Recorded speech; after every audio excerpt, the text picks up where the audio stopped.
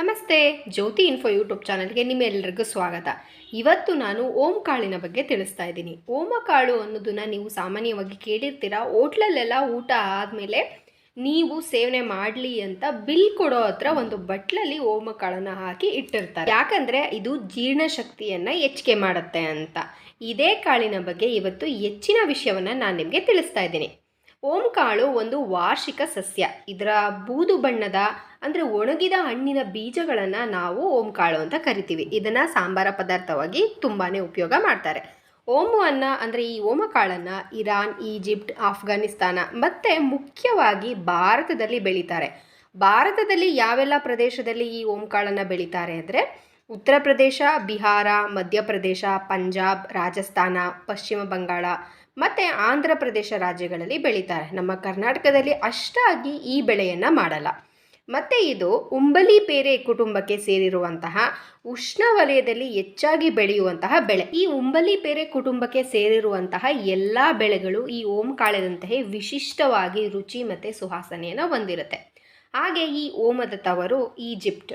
ಓಮಕಾಳನ್ನು ಆಯುರ್ವೇದ ಮತ್ತು ಯುನಾನಿ ವೈದ್ಯ ಪದ್ಧತಿಗಳಲ್ಲಿ ಅನೇಕ ಕಾಯಿಲೆಗಳಲ್ಲಿ ಔಷಧಿಯಾಗಿ ಬಳಕೆ ಮಾಡಲಾಗುತ್ತೆ. ಇನ್ನು ಈ ಓಮಕಾಳಲ್ಲಿ ಇರುವಂತಹ ರಾಸಾಯನಿಕ ಘಟಕಗಳನ್ನು ನಾವು ನೋಡ್ತಾ ಹೋದರೆ ಬೇರೆ ಸಾಂಬಾರ ಪದಾರ್ಥಗಳಂತೆ ಓಮಕ್ಕೆ ಪ್ರತ್ಯೇಕವಾಗಿ ಪೌಷ್ಟಿಕತೆ ಇದೆ.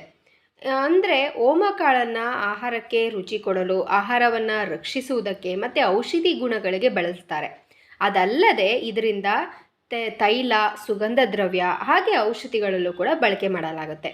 ಇದರಲ್ಲಿ ಸುಮಾರು 8.9% ತೇವಾಂಶ, 15.4% ಪ್ರೋಟೀನ್, 18.1% ಕೊಬ್ಬು ಹಾಗೆ 11.9% ನಾರು, 38.6% ಕಾರ್ಬೋಹೈಡ್ರೇಟ್ಸ್, 7.1% ಖನಿಜಾಂಶ, 1.42% ಕ್ಯಾಲ್ಶಿಯಂ, 0.30% ರಂಜಕ, 14.6% MGಯಲ್ಲಿ 100 ಗ್ರಾಮಲ್ಲಿ ಅಂತ ಹೋದರೆ ಕಬ್ಬಿಣ ಮತ್ತು ಪ್ರತಿ 100 ಗ್ರಾಮ್ ಓಮದಲ್ಲಿ 379.4 ಕ್ಯಾಲರಿಗಳಷ್ಟು ಶಕ್ತಿ ನಮಗೆ ದೊರೆಯುತ್ತೆ. ಮತ್ತು ಈ ಕಾಳುಗಳಿಂದ ಚಂಚಲ ತೈಲ ಅಂತ ಮಾಡ್ತಾರೆ.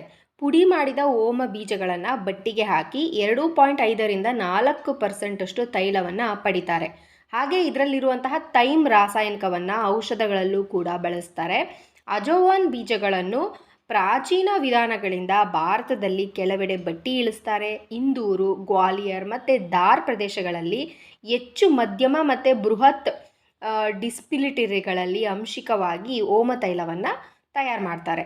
ಇನ್ನು ಇದರ ಇತಿಹಾಸವನ್ನು ನೋಡ್ತಾ ಹೋದರೆ ಪ್ರಥಮ ಮಹಾಯುದ್ಧಕ್ಕೆ ಮೊದಲು ಓಮಕಾಳನ್ನು ಅಧಿಕ ಪ್ರಮಾಣದಲ್ಲಿ ಯುರೋಪ್ ಮತ್ತು ಅಮೆರಿಕಗಳಿಗೆ ತೈಲದ ತಯಾರಿಗೆ ಅಂತ ರಫ್ತು ಮಾಡಲಾಗ್ತಿತ್ತು.